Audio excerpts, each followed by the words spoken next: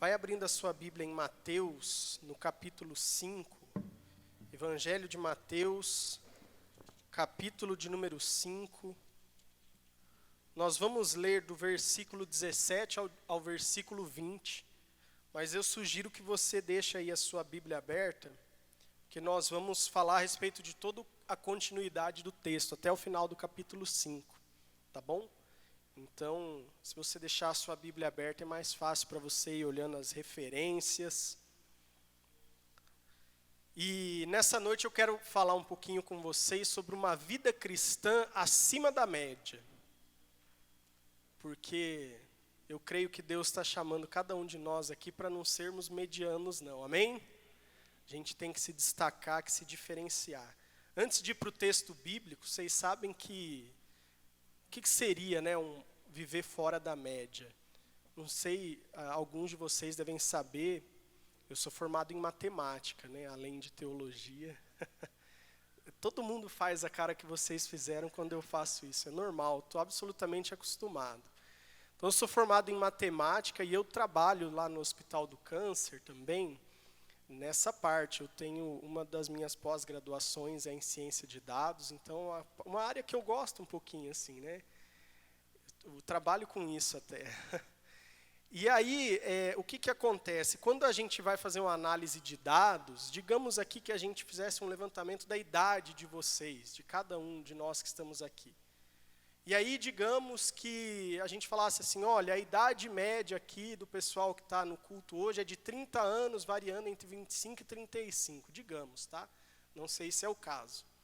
Mas aí alguém poderia dizer, mas tem alguém aqui de 70 anos de idade. É muito bem-vindo, obviamente, mas vocês concordam que é alguém que está fora da média, certo? A média de 30, entre 25 e 35, tem alguém de 70 anos aqui, é alguém que está fora da média, certo? Ou digamos que a gente fizesse um levantamento aqui da altura do pessoal.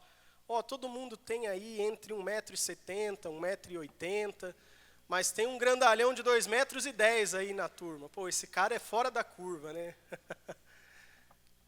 Sei lá, ou se a gente fosse levantar o salário médio de cada um. Enfim, vocês entenderam, né? Sempre tem, tecnicamente falando, a gente chama de outlier, é o ponto fora da curva.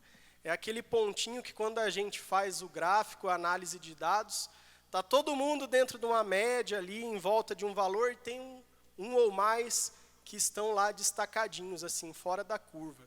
Em geral, são pontos de atenção. Mas hoje, então, eu quero falar com vocês, a partir desse texto que nós vamos ler, de todo o capítulo 5 aí de Mateus, que Jesus nos chama para sermos outliers, pontos fora da curva.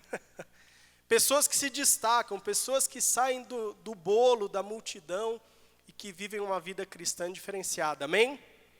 Olha lá o que diz então, Mateus capítulo 5, versículo 17. Não pensem que vim revogar a lei ou os profetas. Não vim para revogar, mas para cumprir. Porque em verdade lhes digo, até que o céu e a terra passem, nenhum i ou um tio jamais passará da lei, até que tudo se cumpra. Aquele, pois, que desrespeitar um destes mandamentos, ainda que dos menores, e ensinar os outros a fazer o mesmo, será considerado mínimo no reino dos céus. Aquele, porém, que observar e ensinar, será considerado grande no reino dos céus. Porque eu afirmo que, se a justiça de vocês não excederem muito a dos escribas e fariseus, jamais entrarão no reino dos céus. Aqui Jesus, ele está escrevendo, está falando o chamado Sermão do Monte. E o Evangelho de Mateus, pessoal, ele é um evangelho que nós chamamos, na verdade o próprio Evangelho de Mateus se autodenomina o Evangelho do Reino. Mateus, ele fala a respeito do reino de Deus. Essa expressão que nós lemos umas 2 vezes aí, reino dos céus, você só vai encontrar em Mateus. Porque Mateus, ele tem esse objetivo de apresentar Jesus como rei. Lá na genealogia de Jesus, no capítulo 1, ele já faz questão de enfatizar isso. Quando ele traz a genealogia de Jesus, ele faz questão de mencionar Davi, o rei Davi. Ele faz questão de mostrar que Jesus tem uma linhagem real. Ele escreve para judeus, E ele quer falar para os judeus assim, ó, o reino de Deus e o rei desse reino esteve entre nós. Jesus, quando ele começou a pregar, nos primeiros dias a sua pregação era: arrependam-se, porque o reino dos céus está próximo. E o próximo ali não significa que estava por chegar, mas significa que ele já estava acessível. Quando a gente estuda mais a fundo, o que Jesus queria dizer, olha, o reino dos céus, o reino de Deus, ele já é possível de ser acessado mesmo nos dias de hoje. Então Mateus ele nos apresenta Jesus como rei. Ele fala a respeito de um rei que é Jesus, da sua linhagem real. Mateus ele traz muitos textos do Antigo Testamento e ele mostra Jesus como cumprimento dessas promessas.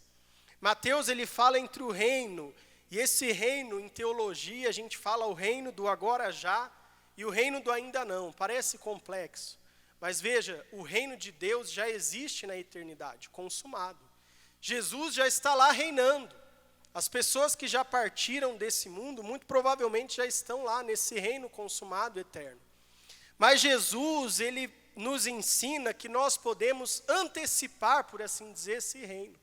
Nós podemos trazer alguns sinais desse reino e manifestar esse reino vindouro nesses dias. Em João, por exemplo, no Evangelho de João, sempre que Jesus faz um milagre, ele cura um enfermo, ele purifica um leproso, ele ressuscita um morto, João diz assim, isso foi um sinal do reino. Por quê? Porque no reino de Deus não existe doença, no reino de Deus não existe morte. Então os sinais do reino se manifestam aqui e nós podemos viver. Então o que Jesus está dizendo aqui é o seguinte, o reino já existe lá, mas nós queremos estabelecê-lo também aqui. Você se lembra da oração do Pai Nosso, que está no capítulo seguinte aqui de Mateus? Jesus nos ensina a orar dizendo, venha o teu reino. Faça-se a tua vontade na terra como ela já é feita nos céus. Que os céus se manifestem na terra. Jesus nos ensina isso, que esse reino, ele pode e ele deve se manifestar aqui nesse mundo. E nós temos embaixadores desse reino aqui nesse mundo. Adivinha quem são esses embaixadores? Eu e você, a igreja de Jesus Cristo. Jesus deixou a sua igreja como aquela que é a embaixadora do reino de Deus nesse mundo. O que é um embaixador? Embaixador é aquele que vive num país que não é o seu, porém ele representa o seu país. Nós temos, por exemplo, a embaixada dos Estados Unidos no Brasil. Se um desavisado passa lá na frente e dá um tiro no portão da embaixada, ele está declarando guerra contra os Estados Unidos. Porque eu não sei se vocês sabem, mas dentro da embaixada, o território ali delimitado, naquela casa, naquele prédio, é considerado território americano, no caso da embaixada americana. Quem está ali dentro representa toda a sua nação. Então eu e você, a igreja de Jesus Cristo, os discípulos de Jesus Cristo, lá em 2 Coríntios, capítulo 5, o apóstolo Paulo fala isso, que nós somos embaixadores do reino de Deus. Nós estamos nesse mundo, mas nós não pertencemos a esse mundo, nós pertencemos ao reino de Deus. Amém?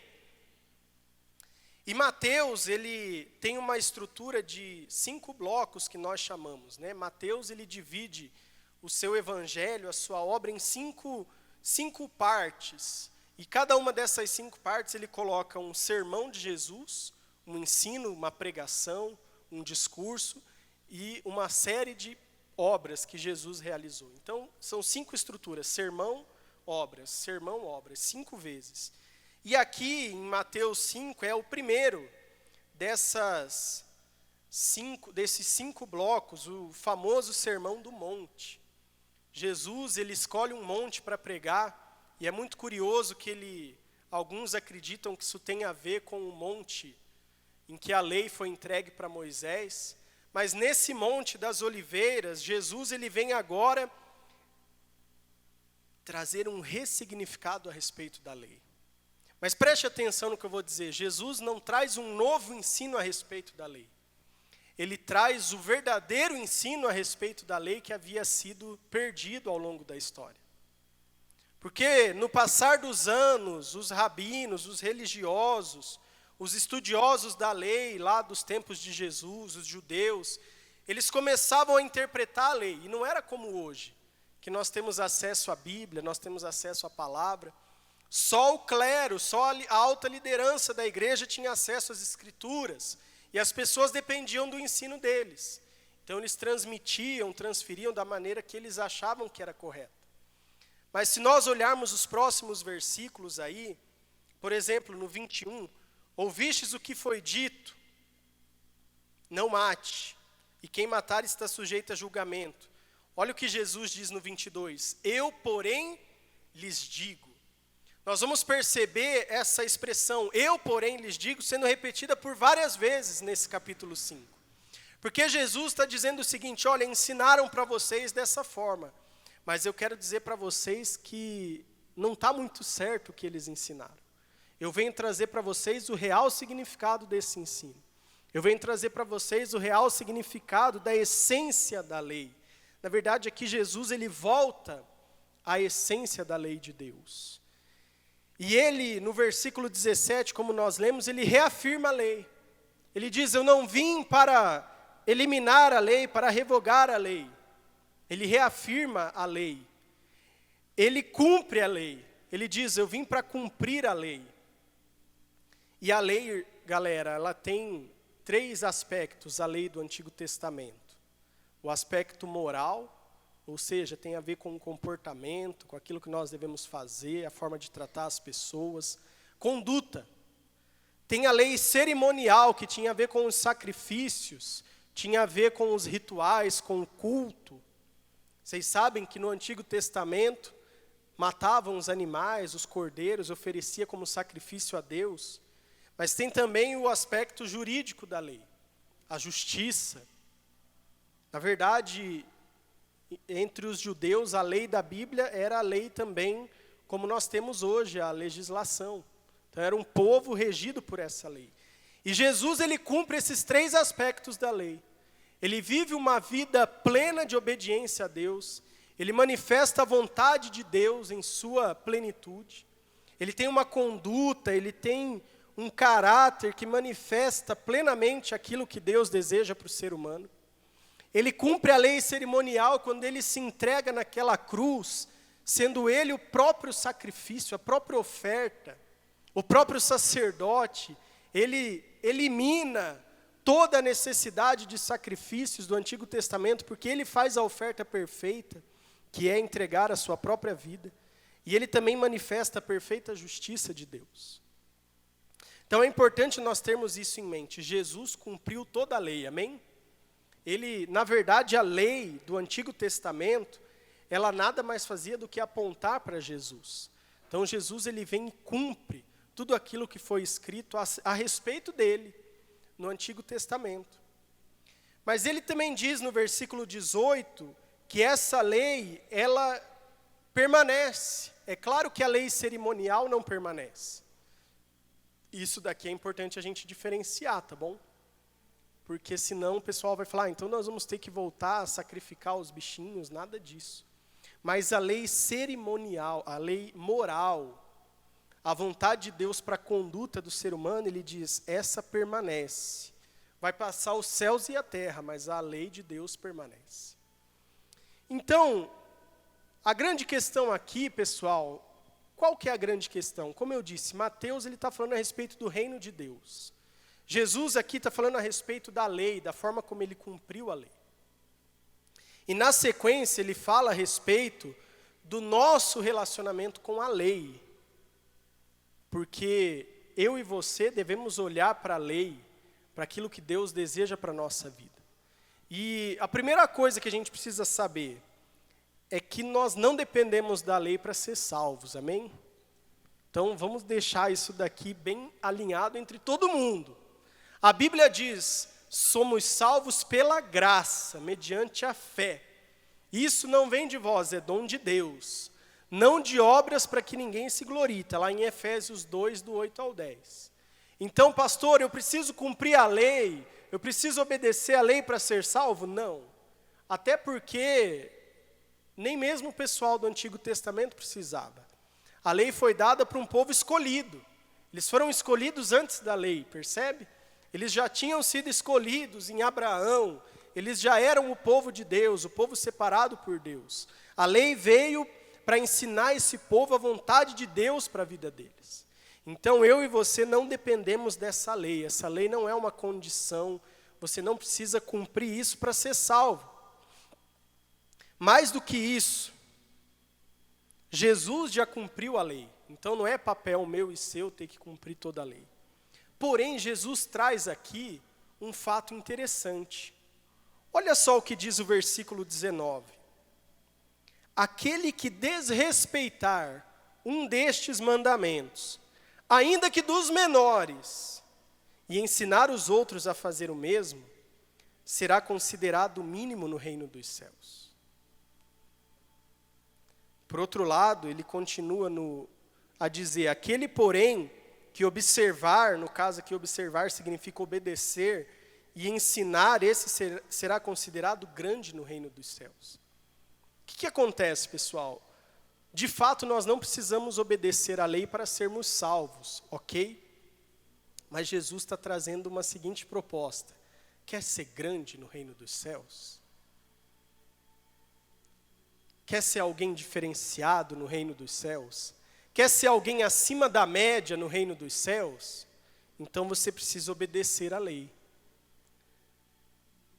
Aqui grande, tem uma discussão teológica infinita, poderia passar o resto da noite aqui falando com vocês a esse respeito.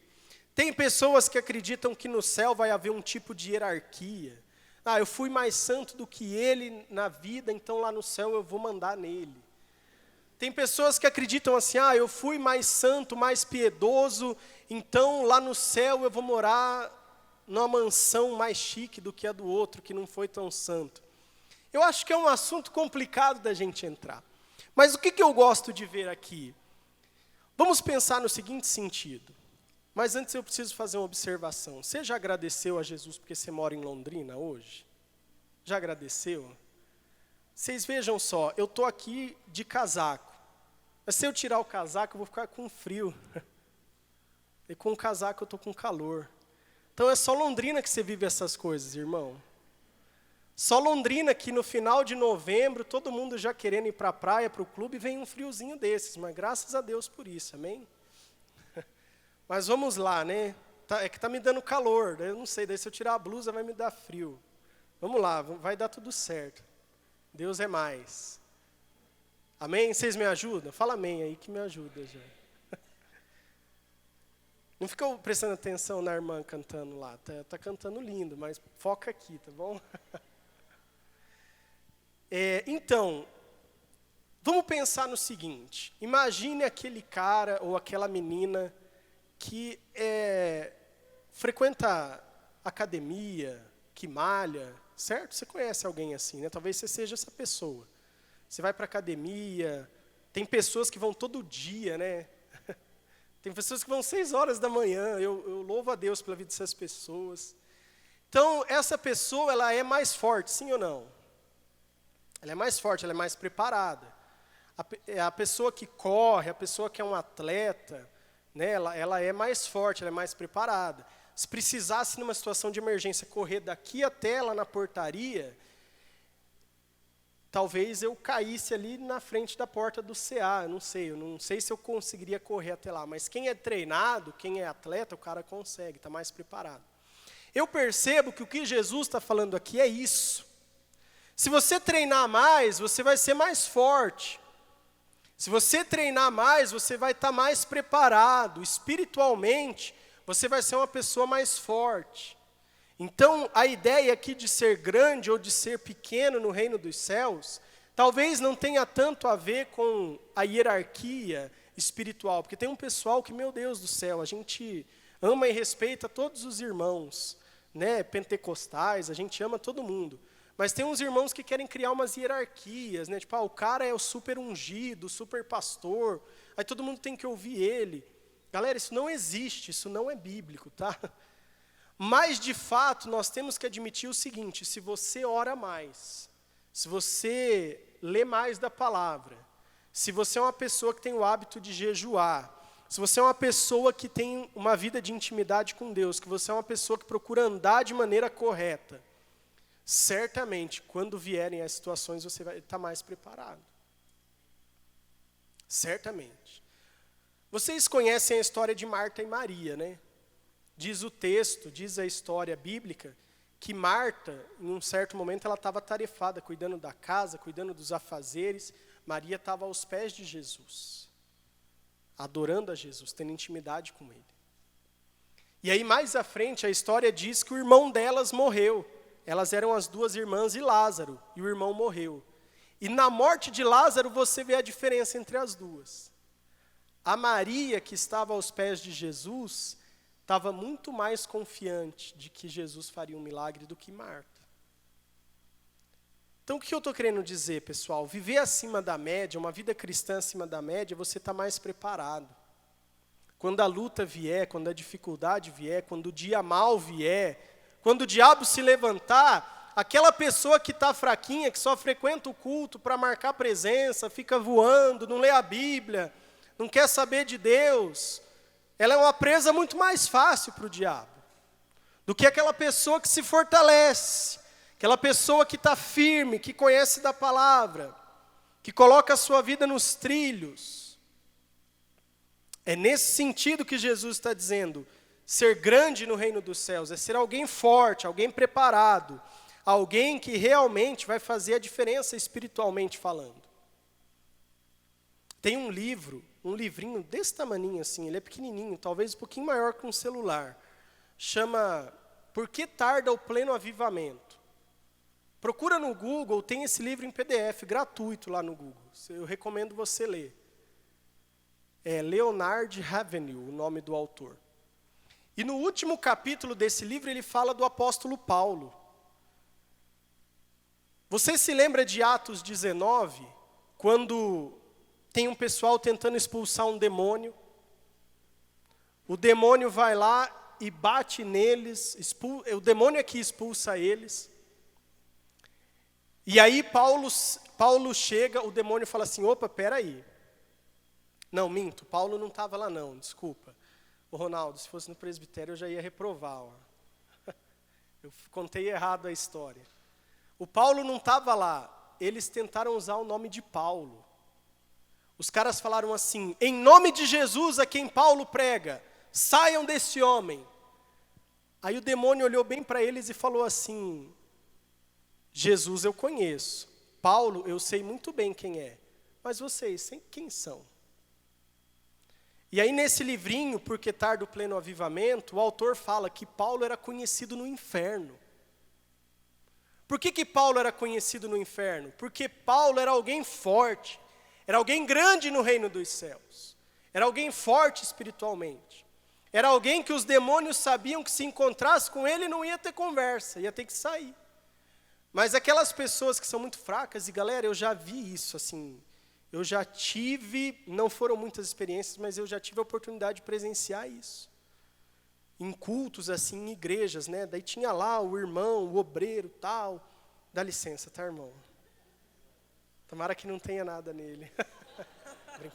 Brincadeira. E aí o irmão, sai, demônio! Ai, o demônio lá. Aí chegava alguém grande no reino do céu, só fazia assim, ó, sai. O demônio sai. Por quê? Porque alguém grande no reino dos céus, alguém acima da média. Percebe? Então Jesus, ele nos chama a viver não uma vida cristã mediana, não uma vida cristã igual a todo mundo, mas ele chama alguns, e se você está aqui nessa noite, ele está te chamando para viver acima da média. Ele começa aqui no versículo, no texto que nós lemos, do 17 ao 20, depois do 21 até o 41, ele dá vários exemplos de como nós devemos proceder, até o 46, 47, e no 48 ele fecha assim, ó, portanto sejam perfeitos, como perfeito é o Pai de vocês que está nos céus. Então você percebe que ele abre e fecha, há um sentido, ele está falando sobre um assunto. Sejam perfeitos, como perfeito é o Pai de vocês que está nos céus. Jamais nós conseguiremos ser perfeitos, mas certamente nós podemos ser melhores, amém? Então, algumas coisas para nós, se você quer viver acima da média, alguns exemplos que Jesus deixa. Ele fala sobre não matar. Ele fala aí do versículo 21 até o 26. Vocês ouviram o que foi dito, não mate. Talvez você diga assim, pastor, nunca matei ninguém.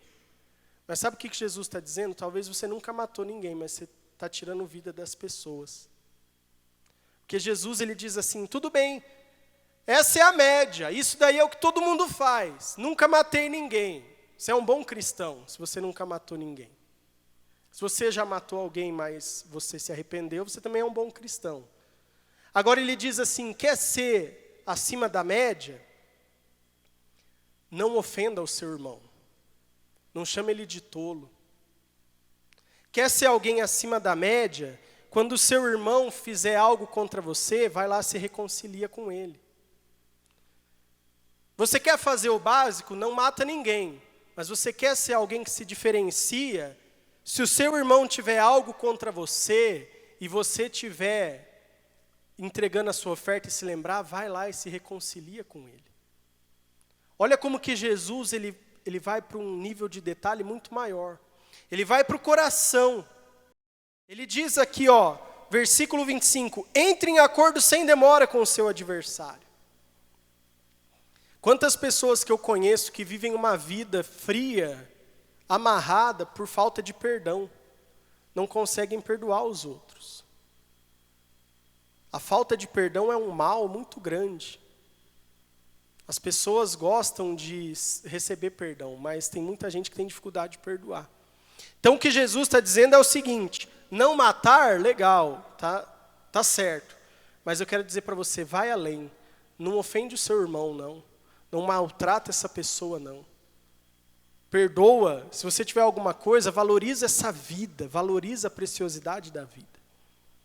Depois ele fala de um assunto polêmico, do 27 ao 30. Ele diz assim, não adultere. Vocês ouviram o que foi dito, não adulterarás. E adulterar aqui, no conceito dos judeus, tinha a ver com a consumação do fato. Ir para a cama com alguém que não é seu marido, sua esposa. Jesus diz assim, legal, tá certo. Eu, porém, digo para vocês. Cadê? Todo que olhar para uma mulher com intenção impura, já cometeu adultério com ela no seu coração. Então Jesus vai além. Jesus diz assim, você nunca adulterou? Legal, tá muito bom. Mas eu quero te pedir algo mais. Vigie os seus olhos. Vigie a sua mente, o seu coração. Vigie as conversas na roda de amigos. Vigie os comentários. Vigia os grupos de WhatsApp, pelo amor de Deus. Ai, mas pastor, é o grupo da minha turma, lá da 5ª série, a galera, se eu sair do grupo. O que estão postando nesse grupo aí, amado? Qual que é o assunto na roda de amigos? E vale para as irmãs também, viu? Vale para as irmãs também. Se o teu olho te leva a tropeçar, arranque e jogue fora. Óbvio que Jesus não está sendo literal. Mas ele está usando uma metáfora, ele está querendo dizer, sejam radicais com esse assunto.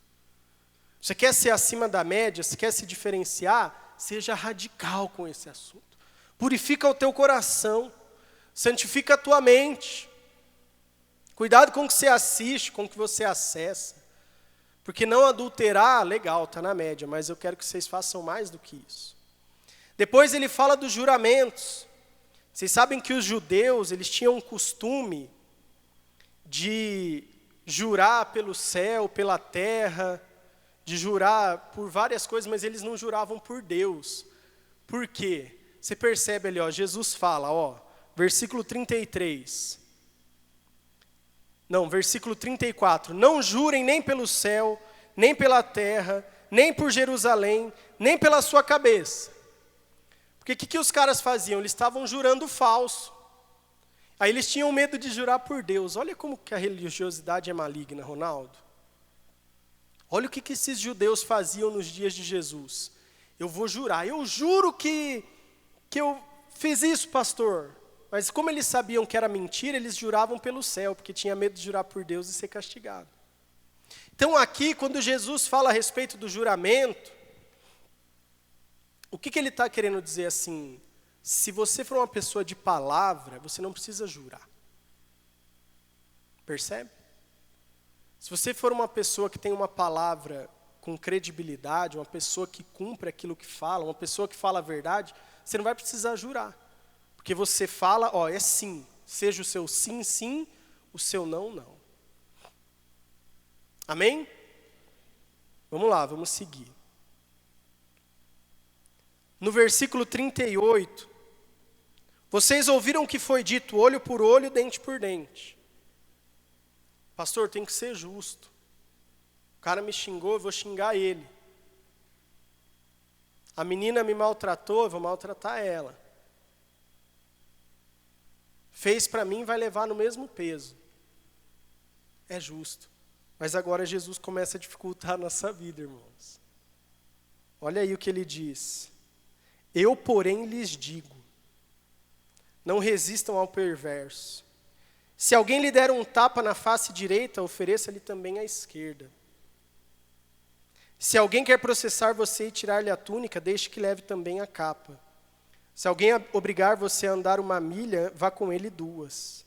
Dê a quem pede, não volte as costas ao que quer lhe pedir emprestado. O que Jesus está falando aqui? Abra mão dos seus direitos. Se quer ser alguém que se destaca, abra mão dos seus direitos. Vocês sabem que recentemente eu aconselhei uma pessoa, e aí ele falou assim, fizeram uma coisa para mim e tal, me mandaram embora, não deram uma justificativa, que não sei o quê. Aí eu falei para ele isso daqui, falei assim, olha cara, você quer ser alguém na média, vai atrás dos seus direitos. Vai na justiça, fala, os caras me mandaram embora, aconteceu assim, assim, eu não era registrado, tal, tal. Vai atrás do advogado, você tem os seus direitos. Você não vai estar fazendo nada de errado. Vai estar fazendo certinho.